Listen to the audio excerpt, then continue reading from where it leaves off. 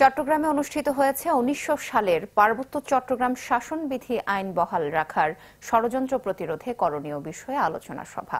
দুপুরে নগরীর একটি হোটেলে এই আলোচনা সভার আয়োজন করে পার্বত্য চট্টগ্রাম নাগরিক পরিষদ। এতে বক্তারা বলেন, ১৯০০ সালের পার্বত্য চট্টগ্রাম শাসনবিধি আইন উপনিবেশিক ও অসাংবিধানিক। তাই শাসনবিধি আইন বহাল রাখার সকল ষড়যন্ত্র প্রতিরোধ করার আহ্বান জানান বক্তারা। সংসদ সদস্য অবসরপ্রাপ্ত মেজর জেনারেল সৈয়দ মোহাম্মদ ইব্রাহিম ও পার্বত্য চট্টগ্রাম নাগরিক পরিষদের চেয়ারম্যান কাজী মোহাম্মদ মুজিবুর রহমান সভায় উপস্থিত ছিলেন।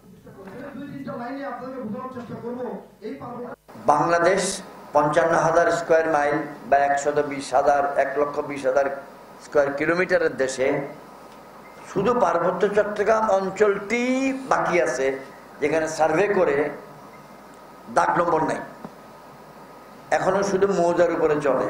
ক্যাডাস্ট্রাল সার্ভে একটি পক্ষ চায় আর একটি পক্ষ চায় না। চায় না কারা?